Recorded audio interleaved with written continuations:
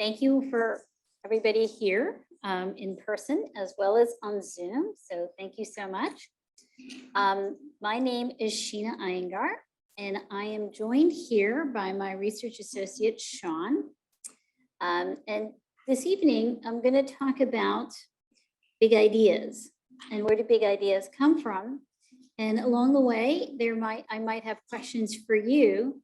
And when you respond, you know, if you want to burn off some calories, you can raise your hands in my direction. Otherwise, you should raise your hands in the direction of Sean, because I'm blind and I'm not going to be able to see your hands. So with that, let's get started. I'm going to ask you a bit of a rhetorical question, but it doesn't hurt. Let's start with a little pop quiz. Who is this lady? Anybody just call out. Lady Liberty. Lady Liberty, that's right. Anyone know how much Lady Liberty weighs? How much does she weigh? Nobody knows, huh? So she is 205 tons. Anyone know how tall she is? She's 305 feet tall. Okay, so that's our lady in the harbor. Now, when you see Lady Liberty, she evokes lots of ideas and thoughts in us. So what are some thoughts that come to mind for you when you see Lady Liberty? What does she mean to you? New York City. New York City, okay, what else? Immigration, opportunity. Immigration, opportunity, freedom, independence, equality, democracy. And she's essentially become a symbol that means all of those things. And yet when you look at her, she's just a lady.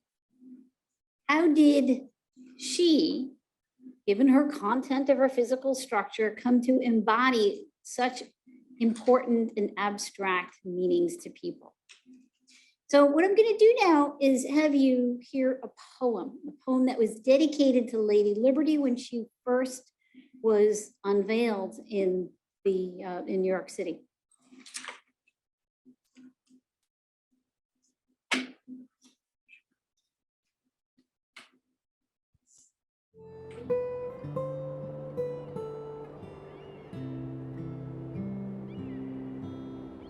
Not like the brazen giant of Greek fame, with conquering limbs astride from land to land.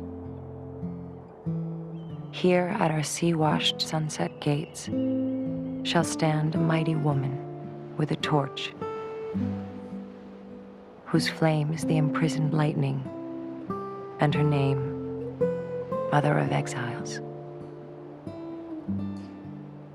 From her beacon hand glows worldwide welcome. Her mild eyes command the air-bridged harbor that Twin Cities frame. Keep, ancient lands, your storied pomp, cries she with silent lips. Give me your tired, your poor, your huddled masses yearning to breathe free, the wretched refuse of your teeming shore. Send these, the homeless, tempest-tossed, to me. I lift my light beside the golden door.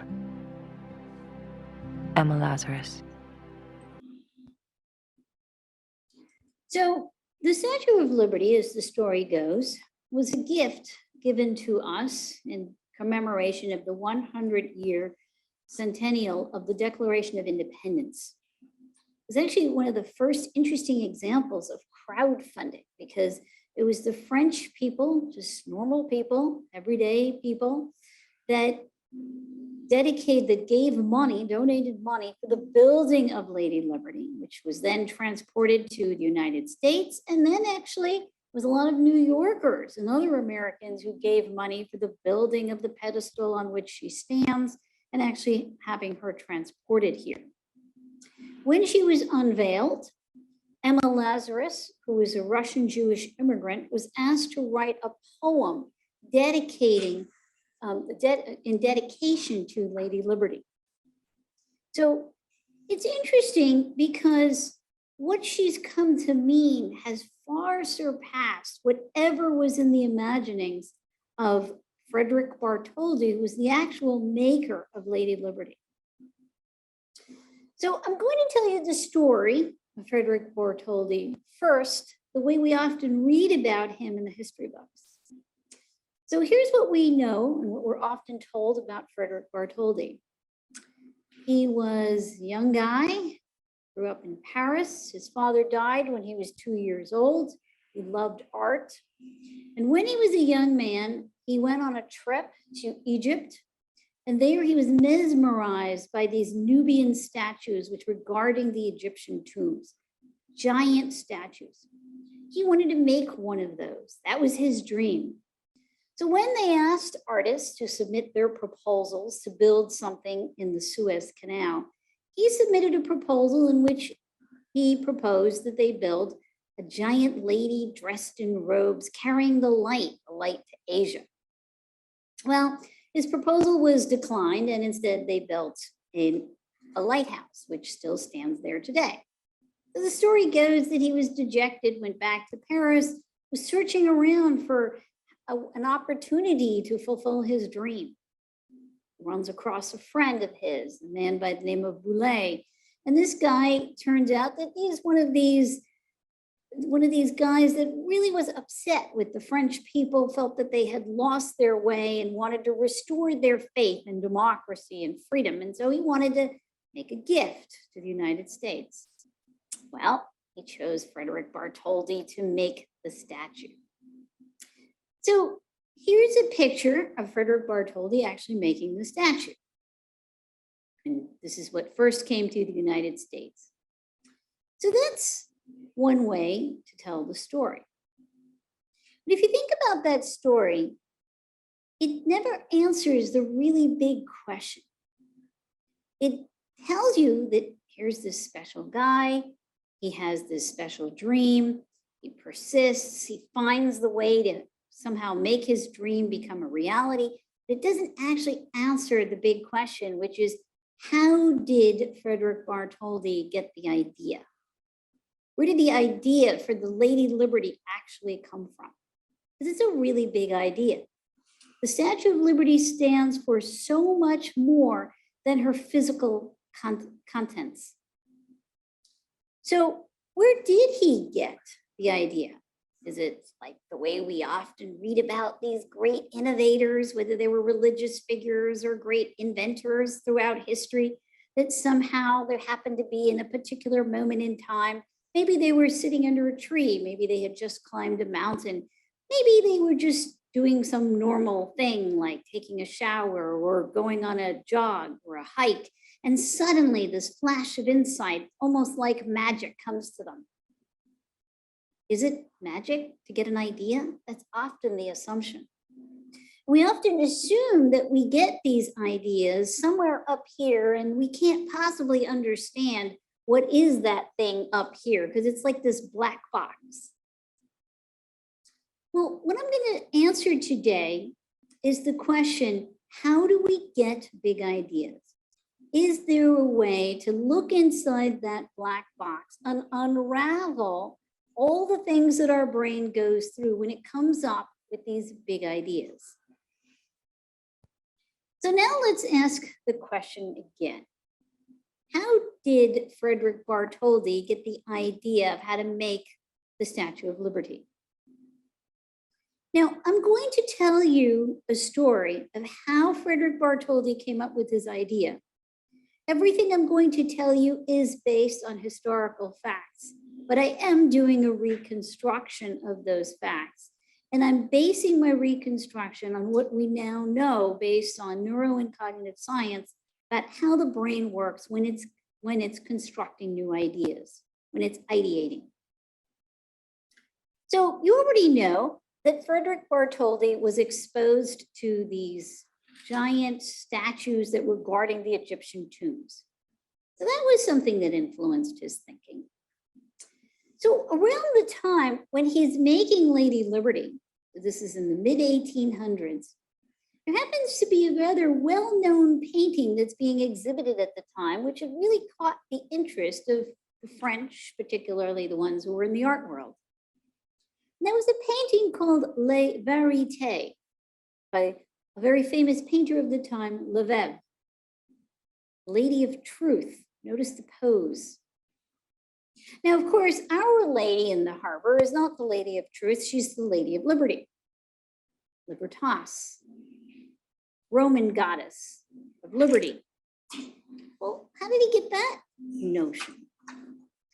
You know, the French were really taken by Libertas. Libertas was on many seals, and in fact, Libertas was also on the 5-franc coin at the time. So it's very possible that he happened to have it jingling in his pocket and happened to look down and notice the crown. But what about the face? Lady Liberty is so often famous for that, those mild eyes, that inscrutable face. Where did that face come from? There have been many critics that have likened the face of Lady Liberty to that of Frederick Bartholdi's mother, who was the most important woman in his life. And when he was asked if it was the face of his mother, he did not deny it. And so let's take a look at Lady Liberty. She's as big as an Egyptian statue. She's got the pose of La Verite. Look at the crown. Now look at the face. All of these are such important elements that have come to be combined together to make Lady Liberty as we know it today. And as I tell you how she was constructed, even though you can see each of these elements that I am pointing to, you're still saying to yourself, but wait, the whole still feels more unique. It still feels more than a mere summation of the individual elements. And that's the signature of big ideas. All innovation is a combination of ideas. And that's true no matter whether you're talking about constructing the next sentence that's about to come out of your mouth, creating a piece of music, piece of art, or solving a problem, whether it be in your personal life or in your professional life. You are constantly combining things to create solutions to small and big problems. Let's take art, often considered to be the holy grail of imagination. When we think of artists, we think that clearly they're coming up with something that is nothing like anything that's come before, and it has to be like magic. Otherwise, it's just not art. You can't be creative if it comes from the past. Well, take a look at this portrait. Does anyone know here who made this portrait?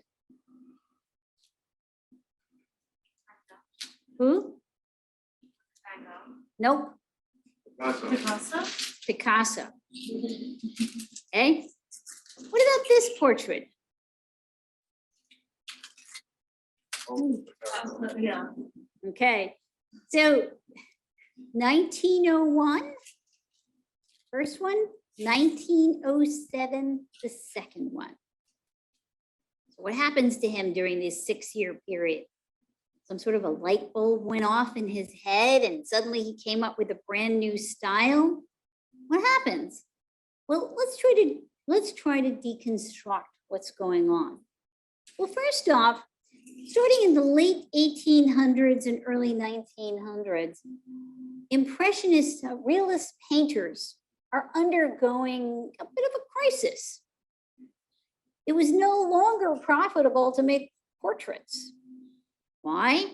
Because the camera was becoming in vogue and it was becoming more and more affordable. So it was a lot faster and a lot cheaper to just get a photo taken rather than actually having a painter sit and create a portrait of you. So now painters had to come up with some new style to make themselves more worthwhile, valuable. What's their value added was essentially the question. So around this time, Picasso is a young painter and he's trying to figure out his style. portrait of 1901, notice how nobody knows it. It wasn't working. Well, also at this time, Gertrude Stein used to have a rather well-known salon where she used to invite lots of artists and musicians and literary figures of the time. In her salon, there was the happiness of life that was displayed by Matisse. Picasso came to the salon and noticed the happiness of life and was taken by it. Now, when you look at the happiness of life by Matisse, his mentor was another famous artist by the name of Cézanne. Look at the bathers. Look at the influences there. Well, the story goes that after Picasso observes the happiness of life, he asks Gertrude Stein to introduce him to Matisse. She does, and they go out for dinner. During this dinner, Matisse happens to bring along a new African sculpture that he happened to have just recently purchased from a store at the time. They'd just been coming into Paris from their African colonies. And so during that dinner, Picasso was enchanted by this African sculpture. And the story goes that throughout the dinner, he kept holding on to this sculpture and kept examining it. Well, the next day, he started to paint Demoiselle d'Avignon. And so Cubism was born. Now, of course, we know that Picasso went on to produce thousands of pieces, was perhaps the most prolific artist of the 20th century. And yet, you can see in this painting, it wasn't complete magic, right? You see the influences of Matisse. You see the influence of African sculptures. He combined different ideas, different strategies to create his own style. Now, a famous poet, a contemporary of Picasso, T.S. Eliot, once quipped that immature poets imitate and mature poets steal. Now, we're not talking about stealing in an unlawful way, but we are suggesting here that all innovation, no matter what the domain is essentially some form of strategic copying. And when I use the word strategic copying, I mean that you are identifying the tactic, the strategy, the piece of what was done in the past that you want to import into whatever you're doing, perhaps with some revision, perhaps with some adaptation, but you bring it in and combine it in a new way. The great economist Schumpeter, also in the early 1900s, provided us with his definition of innovation, in which he famously argued that innovation was nothing more, nothing less than a new combination of old ideas. And I guarantee you that if you were to take any innovation from any point of history and do a little history check, do a little reconstructing of that idea, I guarantee you, you will discover that it is nearly impossible to find an innovation which you can't unpack and discover the various pieces that were combined together to make it what it is. So think bigger. Methodology that I'm going to walk you through today in brief builds on the ideas of Schumpeter. And the definition of innovation that we use in Think Bigger is that innovation is a useful, novel combination of old ideas that come together to solve for a complex problem. Okay, so it's essentially building off of Schumpeter. Useful, notice the word emphasis on useful, has to be useful first, then novel. Also notice the emphasis on has to solve for a problem. Now, some people may argue with me about whether you need a problem, but it is nearly impossible to have an idea that ends up being scaled and sustained if it's not serving some purpose. It doesn't have to solve for the problem you originally intended, but it has to solve for a problem. So that's the definition. What I'm now going to do is walk you through a few examples. I'm going to primarily use cases today to show you the method and the framework behind the method. And this is a method that I've been teaching our students here for the past several years, about 7 years now at the Columbia Business School. We've been teaching them this method. So let me now turn to a couple of business examples to show you the framework of Think Bigger. So let's go back in time. Now we're going to go back to the early 1800s. And imagine it's a really hot day in the summer and there's no AC, it's the early 1800s, and you want something cool and refreshing. Well, back then you might have read about this really interesting and lovely sounding delicacy in the newspapers called ice cream. In fact, our first president, George Washington, paid around $200 for a bit of ice cream. President Madison's wife used to serve these lovely delicacies of different kinds of ice cream cocktails at the White House. Now, mind you, this stuff called ice cream looked good, sounded good, but was really unaffordable for the average person. It was about a third of the average person's salary for a little thing of ice cream. Along comes Nancy Johnson. In 1840, she is in Philadelphia. She's an abolitionist. She's a missionary. She's the wife of a chemistry professor. That probably helped. Now, she used to, from time to time, help by making ice cream for different events. And here's how they used to make ice cream back then. It was laborious. You had this bowl and you had this other bowl. You surrounded it with ice and salt, and you're trying to mix this stuff. Halfway through mixing, it's starting to melt already. It's not staying cold. You start to form lumps. This is back-breaking labor. Even when you made it, it would stay cold for maybe 30 minutes. And even if it did stay cold half the time, it was pretty lumpy, so pretty awful. So again, I'm going to pull together a bunch of historical facts, also information from the patent, tell you how I think she created this idea. So she ultimately creates ice cream, the ice cream machine. We pretty much use her basic ideas even today, by the way.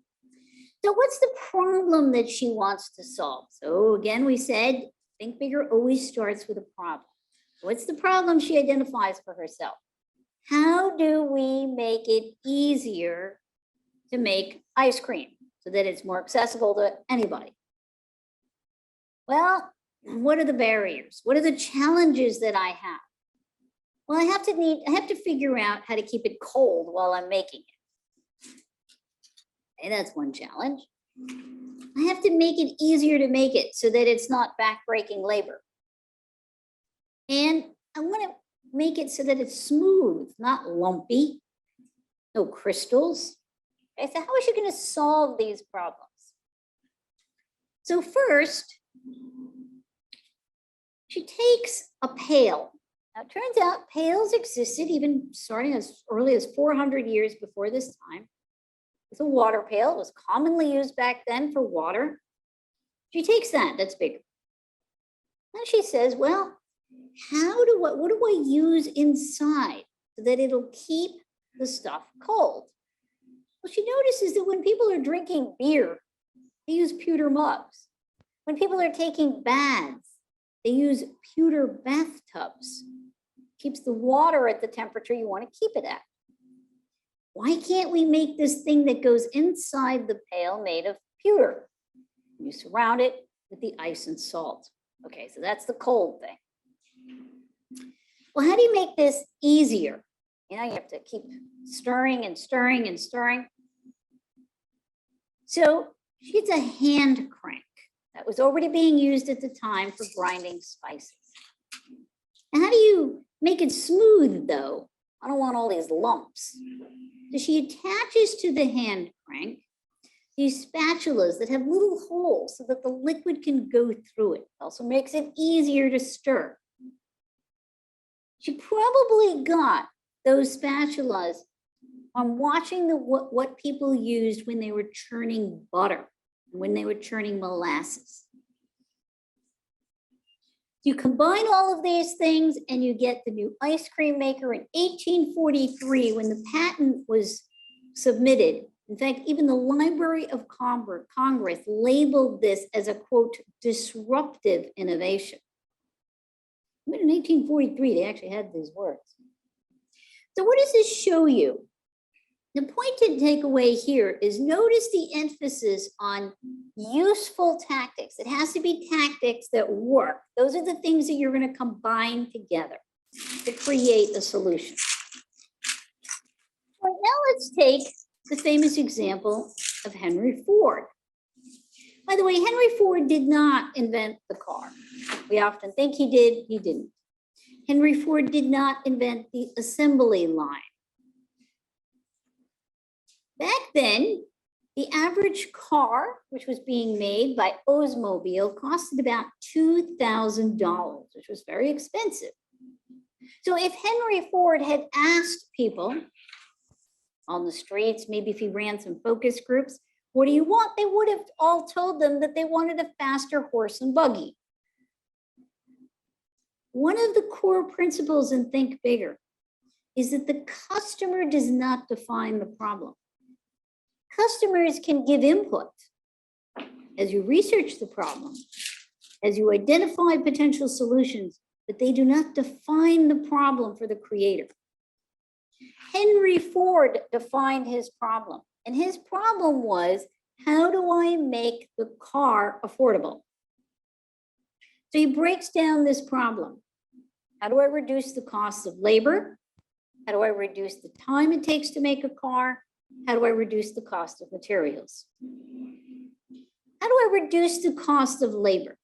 Well, Oldsmobile had already solved this problem for him in industry. They had come up with the assembly line. So what was the assembly line? It's too expensive to find one person who can build a car from start to finish. So I'm going to get different people who have specializations in small things. You know how to make the frame, you know how to make the engine. They were already doing that. Let's just strategically copy that tactic. How do I reduce the amount of time it takes to build a car? Back then, it would take an average of about 12 and a half hours. Well, he happened to have one of his engineers visiting other sorts of industries and their best practices. And the engineer reported on what they did in the slaughterhouse of Chicago. Slaughterhouse. Well, in the meatpacking industry, what they would do was they had a disassembly line, but it was moving. It was a moving disassembly line. So the animal moved to you, meaning you, the workers. And you would take various pieces off this meat as it went around. Wow. Well, can we create a moving assembly line? Brings that tactic back.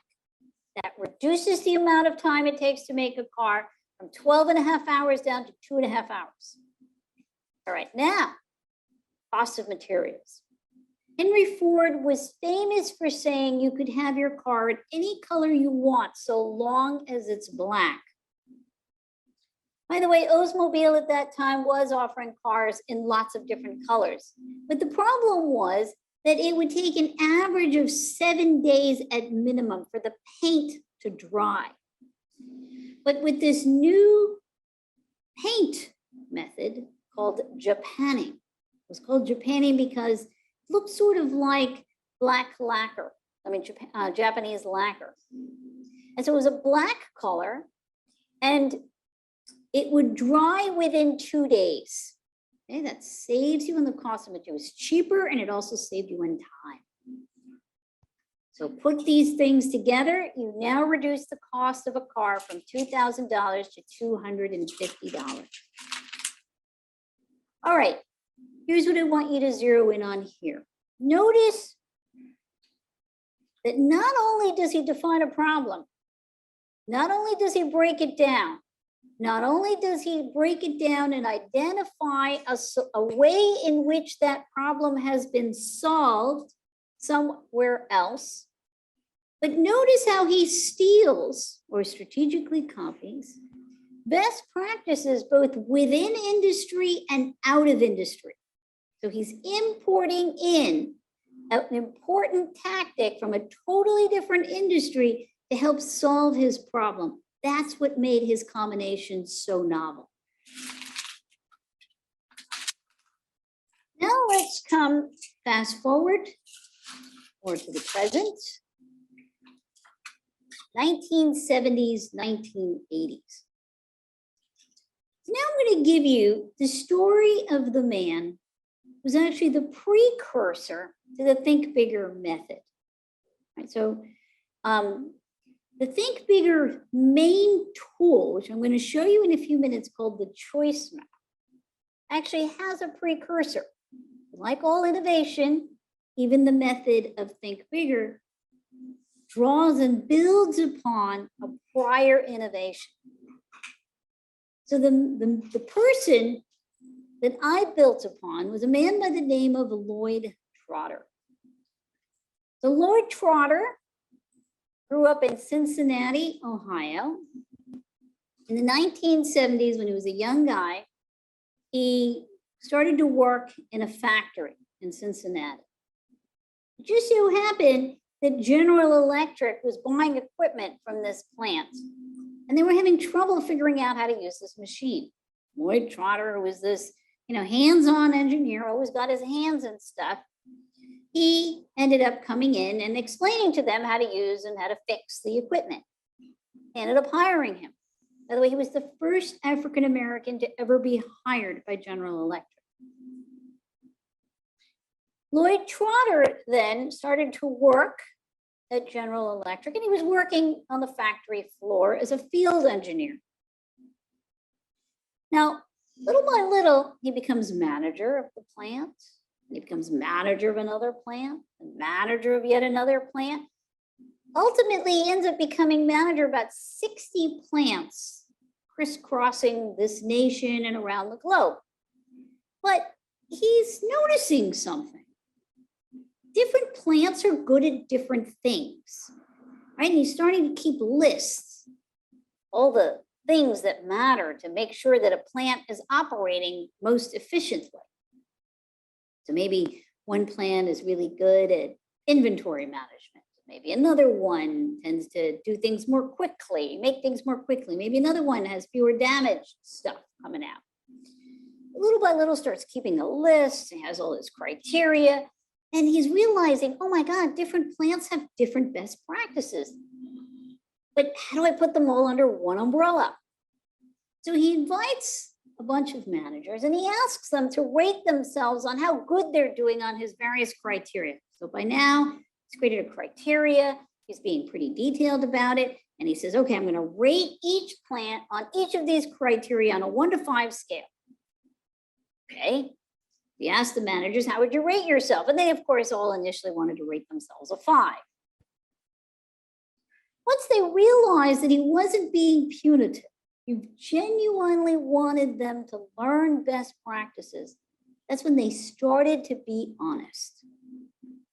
And so then what you had was, let's imagine plant A was really good at criteria 1. Plant B was weak on that. So plant A would teach plant B about how to do that. Vice versa, if plant B was really good at something and plant A was weak on that, plant B would teach plant A on this. So little by little, what he's doing is he's having all the plants learn all the best practices by creating what was called the Trotter matrix. Well, this comes to the attention of Jack Welch.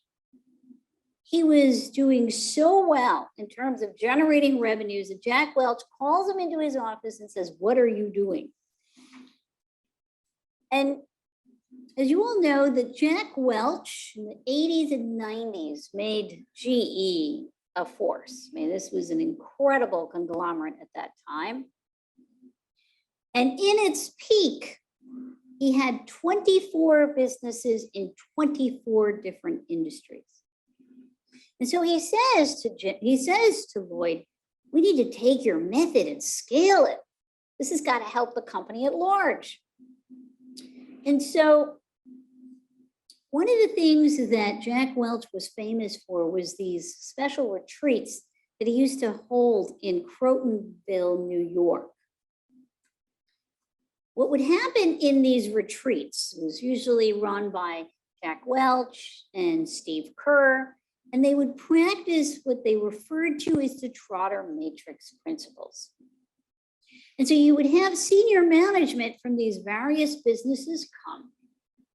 And they were all from different businesses, as we said. Now remember, this is pre-Google, okay? We often think of conglomerates as really inefficient, but Jack Welch, through the help of Trotter, identifies the strength of a conglomerate. So here's what happens. You have 24 businesses, and a business says, "Well, I need help solving this problem." Let's imagine it's GE Appliances saying, all other retail is going online now, so should we go online? How do we do that? And then you had a different business, say GE Capital, which is in the business of financial services, says, "Well, we had an analogous problem. We created an employee benefits program. That way we don't have to compete with the retail and they can't get annoyed at us. But you know what? GE has 300,000 employees. And if you offer a benefit to the employees and their friends and their family, that's at least 1 million people." It's an example of the kind of problem they would use these retreats to solve. And notice what's happening here. They're bringing together a diverse set of companies. So they all have different bits of knowledge. And so that enables you to search in other industries.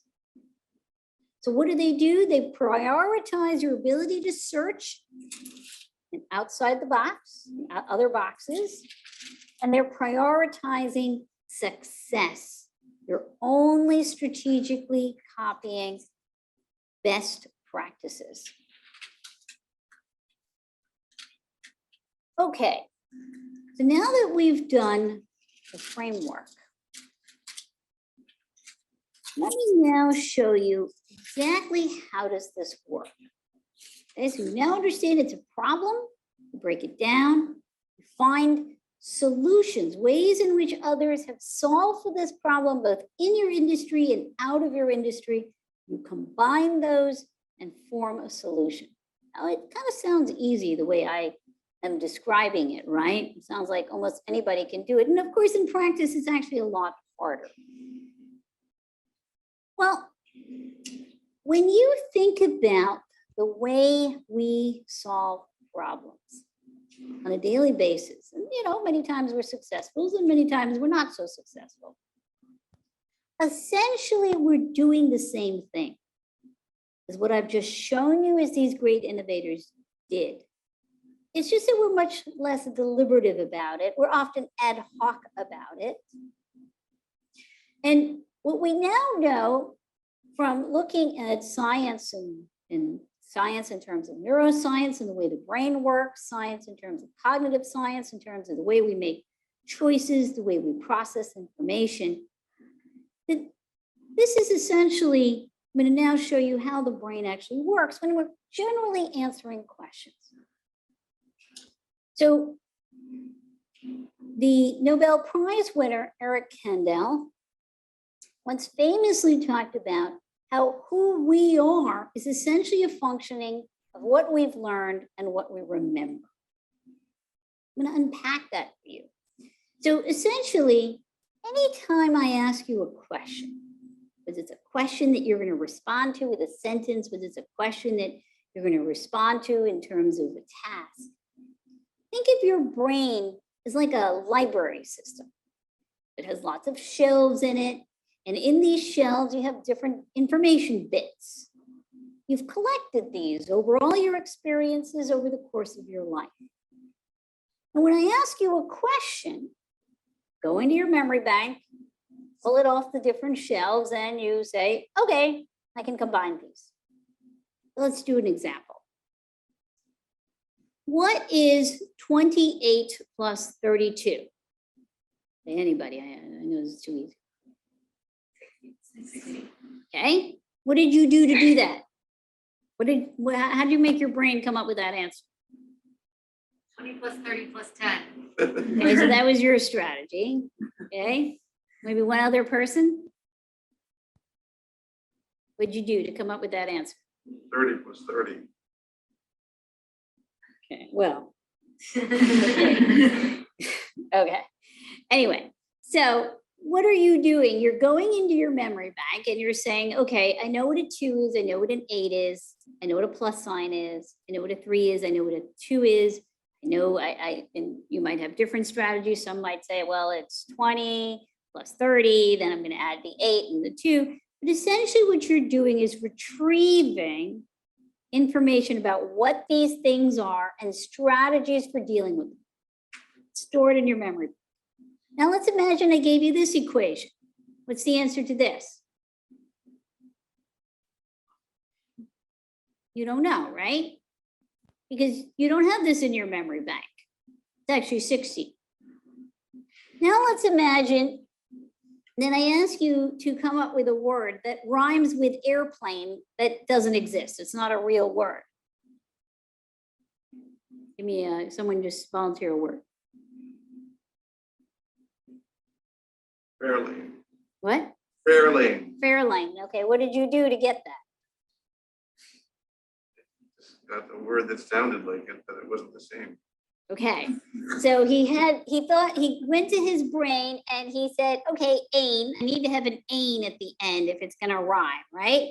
And then it's whatever happened to pop into his head as the first syllable. He goes, oh, can I put that with some version of ain? Okay, and so he's combining known pieces. Okay, that's what we're always doing when we're answering these questions. So when we're solving a problem, intuitively what we do is we do exactly what you just did when you were doing this mathematical question and when you were doing this so-called creative task. There's no difference between how you're going to go about it when you're doing a mathematical task or when you're doing a creative task. When you're doing a creative task, the one thing that changes is that you are doing more of a combination, more of a connecting than when you're simply retrieving and doing almost a formula to answer that question. So if you simply rely, though, on a pure aha moment to make that combination, sometimes you will happen to have the pieces readily available and you'll do it. Sometimes your memory banks might be biased and therefore you may not recall all the information bits that you happen to have in your various shelves. And so you might end up combining either things that are not the most efficient, or you may not even remember that you have the pieces. So what I'm going to offer you now is essentially a more deliberative approach to doing exactly what your brains would normally do, but instead of relying on whatever you might remember at any one given moment, we can be more organized about it, more deliberative about it. Okay, so I'm going to now show you what we call a choice map. And so think of this really as a blueprint of the way that the mind works. So at the very top, it's what's the problem I'm trying to solve? Okay, so we usually phrase those as a how-to question. Then along the left, you break it down into its various subparts, the way you saw Nancy Johnson did, Henry Ford did. Because of cognitive limitations, I typically have people make that choice map. Typically, like a prototypical one is a 5x5 to make it manageable. Sure, you could have 3 sub-problems. I wouldn't recommend having more than 7. It gets a little too unmanageable. Now, what happens along the rows? You fill each row with best practices, those examples of success, those tactics that you're strategically copying. The first row or 2, so the first cell or 2 on every row, that's where you collect the best practices from your industry. The rest of the row, you collect best practices from entirely different industries. And then when you're engaging in choice mapping, what you do is you essentially take one best practice per row. You line them up and you ask yourself, what could I create? How could I imagine putting these things together? Now, when I gave you those examples of Nancy Johnson, Henry Ford, et cetera, it sounded like there was only one major solution for a sub-problem, right? They probably went through many, many, many other iterations before they landed on those. And that's what happens for all of us as we're iterating. So what we do with the choice map, though, is we're essentially filling it with options, right? Each best practice is an option, and you want each row to be comprised of non-redundant options. That way you have your best opportunities to really create those beautiful creative combinations. Now, by the way, a 5x5 is not exactly limiting. If you were to combine these, you could have like at least over 3,000 different combinations. And of course, it's, you know, what problem you're trying to solve and how you want it to look and feel. And so that's what drives which one you actually pick. Okay, I'm almost done here, and then I'm going to leave it for questions. So I'm going to just give you, so, you know, one of our alums, Ethan Brown, created Beyond Meat. I'll give you an example of how you easily can apply this to examples that have to do with sustainability. So what's he actually trying to solve for? How do I create a sustainable replacement for, you know, animal-based meat that's not animal-made? And he recognized that one of his geniuses was that when he defined the problem and broke it down, he recognized that in order to make a replacement for meat be something that would be sustainable, you had to turn that question around and ask yourself, well, how do I make meat? And what I mean by meat is that it should taste like meat, feel like meat, look like meat, you know, really like have that thing that people really had become accustomed to. And that was an important insight when he's breaking down his problem. So he's breaking down his problem of, you know, how do I make meat? How do I make proteins? Right? He actually goes about and does a deep dive into that. How do I get people comfortable with this thing? You know, how do I convince them that, yes, it's okay to eat this thing? How do I make this at a price point that's comparable to what they would normally pay? Right? And so these are the things that he combined together. And of course, Impossible Meat did something slightly different. So that's a different combination, solving a similar problem. Now, in the Think Bigger class that I've been teaching for the past several years, students, I don't tell them what problem to work on. I tell them they can work on any problem they care about.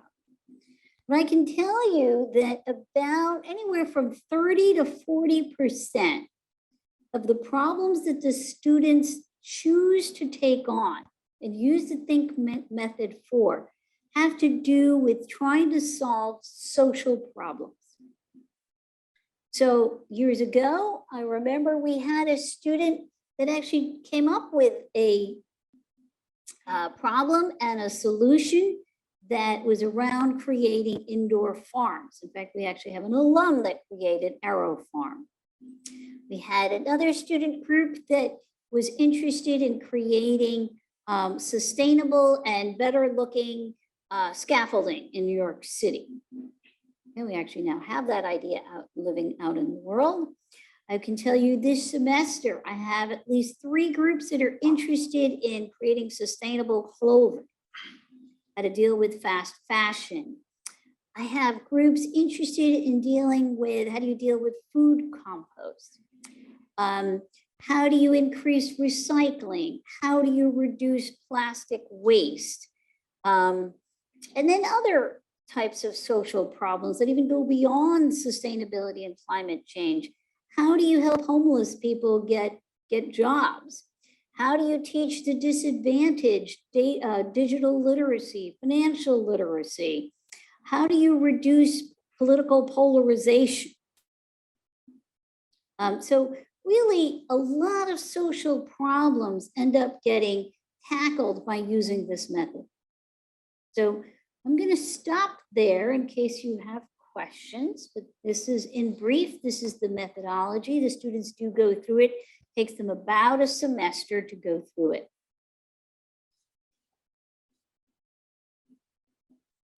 Sandra, do you want to take questions from Zoom or just in the audience? Yeah, we're looking at Zoom. Do you have any examples of a filled out matrix related to an environmental or climate change problem? So you mean filled out entirely, not just a... Yeah, sort of an example of 5 by 5. Like to give us okay, we do, but I didn't bring it with me. I can send it to you though in the slide. We do have, in fact, we have for every student group that we always have a completely, you don't even have one right now, do you? I don't have them on me. Oh, okay. Sorry, I don't have it on me. So like, do you have like from memory, maybe this is a hard ask, but where people solving social and environmental problems, you know, if they're meant to go outside of the domain that they're tackling, like where have they found outside of, what sort of domains have they looked at to kind of find those unique combinations from existing best practices? I mean, you can go almost anywhere, and usually people do go to industries that they happen to be more, you know, aware of as a function of their culture. And so usually the more diverse the group, they will go and have more out of domain examples because they're coming from such different backgrounds. But let's see, I'm trying to, so in the case of Ethan Brown, he went out of domain by looking at what happened to deal with issues around fuel. And then he applied a similar principle to proteins.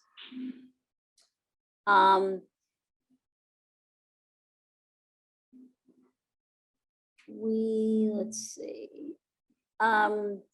We've had people look at, for example, straws that are not made out of plastic. And so what they did was they learned a lot from nature and seaweed, and then also stole some interesting ideas from like McDonald's and why straws were so useful and readily available and beloved by people. Sorry, I'm trying to retrieve other examples for you from my memory bank, but other questions? Hi, thank you so much for the session. It's been super inspiring, or it has made me think a lot. My question is, when we think about solving climate change problems, I feel like we often overlook the human rights perspective or the climate justice perspective, and we think in terms of practicality. Mhm. I'm wondering if you have any thoughts on how to involve kind of like the human impact or the human rights aspect when we think about solving problems in climate change. So I showed you the main tool, which is the choice map, which is how you come up with the solution, which you're combining the pieces. And in a sense, this is a sort of analytical way of solving it. You actually look at the 6 steps. We didn't happen to bring the 6 steps, right? I don't have them in this PowerPoint, sorry. If you actually look at the 6 steps that we teach in Think Bigger, one of the other tools that we have in addition to the choice map is a desires triangle. And what the desires triangle is that before they even get into solving the problem, meaning filling out their choice map, we ask every problem solver, why do you want to solve it? If you were to find the ideal solution to this problem, what should that solution feel like? Right, so in the case of Ethan Brown, what was a real insight for him was he really wanted people, he really wanted it to be like meat. I mean, he personally liked McDonald's and Burger King and liked a burger. He didn't want to feel like he was eating something that was fake. And so that desire ends up essentially driving the way he went about building his choice map.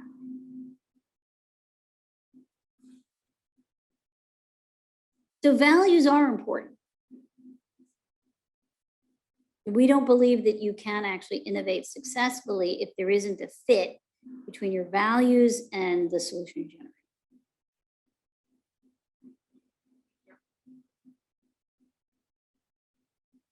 Thank you so much. I have a question about how you think about sizing your problem statement. So, for example, solving climate change feels kind of yeah, it's too big, and we wouldn't let anybody take on that one. It's too big. Right. It has to be a solvable one. You solve it at a small level. You pick a problem that if you were to solve it at a small level, then that solution is scalable, right? And I always remind people that Amazon started by selling just books. It didn't start as an everything store.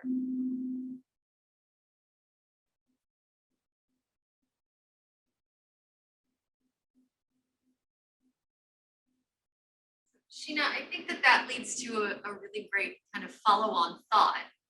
At what point would you use a matrix like that if you did want to shift from an Amazon that's selling books into an everything store? Would you go about that same kind of a process? Absolutely. You're constantly doing that. So for example, let's take Netflix. I mean, most people, probably it's before your time, but you know, back in the day, we used to go to Blockbuster, right?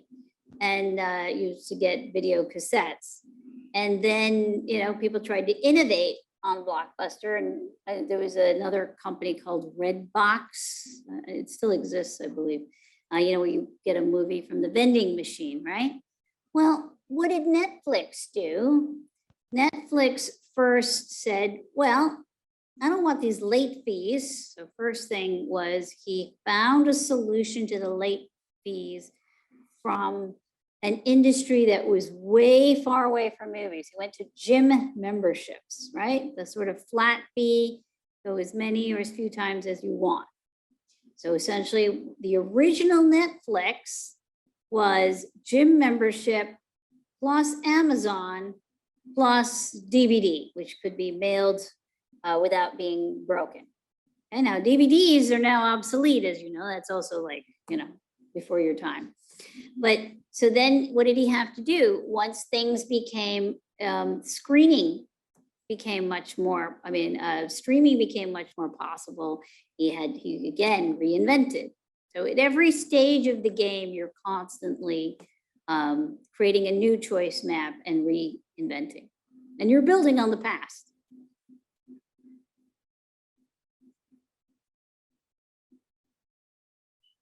follow-up question is related to design thinking, right? Yes. Design thinking methodology, where there's a lot of emphasis.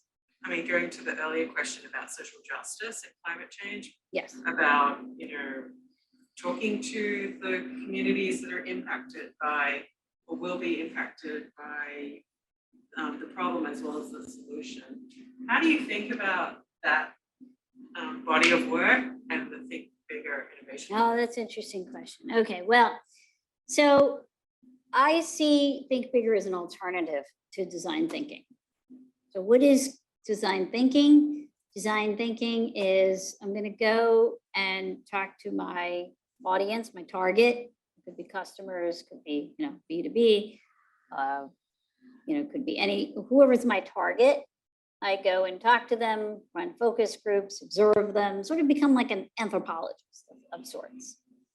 And I learn by observing what the problems are, and then I try to say, okay, given what I've observed, let me use that to identify a solution. And their primary method for generating solutions is a sort of adapted version of brainstorming. Everybody here knows what brainstorming is, right? And usually have smart people that have very different backgrounds that come together to do this. Think bigger says, okay, no, it's the ideator that defines the problem. I want to solve the problem of, actually, we do have this problem come up quite a bit. People want to take on the problem of racial inequality in different forms. Right, so racial disparities in education, racial disparities in health and wellness, etc. Right? So I want to take on a social problem. The ideator decides the problem. But let's actually go back to the choice map. So the problem definition is defined by the ideator, by the creator. But the breakdown, meaning what are the most relevant subparts, for that, you do learn from the experts and you learn from your target audience, because you don't want to reinvent the wheel. You do want to know what the experts have to say about what were the best practices and what didn't work. And you also want to learn from the target what their experiences are for the breakdown, but they are not defining the problem at the top.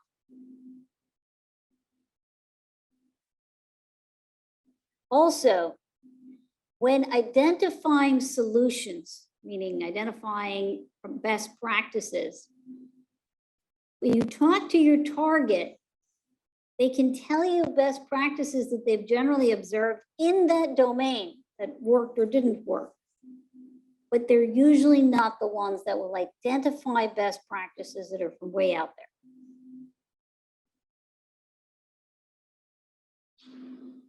It's super interesting because there's a conversation going on in the social justice space. For example, in racial inequality topics, right? Underserved communities, where communities are saying, it needs to be community-driven solutions generated from the grassroots.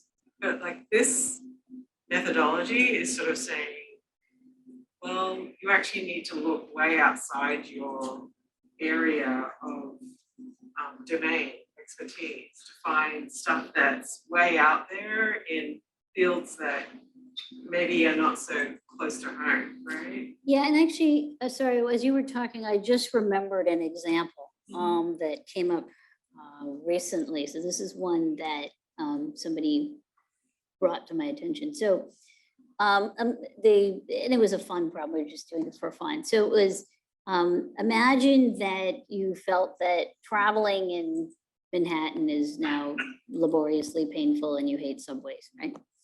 And so imagine that you're asking the question, how do I make travel in Manhattan easier? You broke it down into affordability, convenience, pleasant, and sustainable. Okay. Now, if you were to look out of domain, not in industry, right? If you looked in industry, you could probably, find, I don't know, Uber Pool or something. maybe city bike. Okay, so now let's imagine you did, instead of looking within industry for affordable, you looked at, say, Planet Fitness. So how did you interpret it? You said a service that would normally be unaffordable for me as an individual, only when you provide it for me as a collective does it become affordable.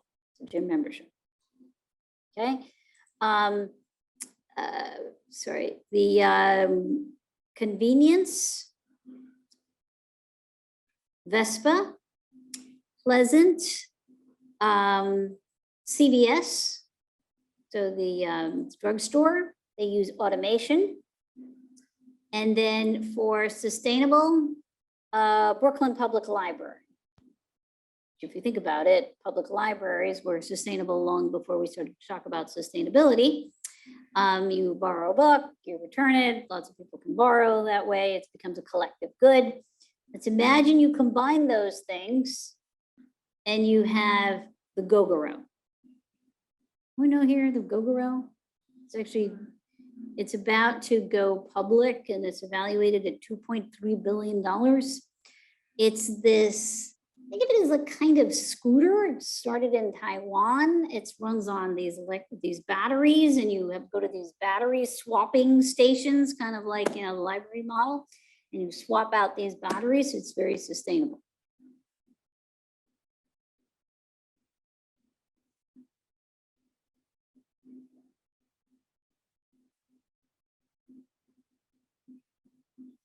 Any other questions?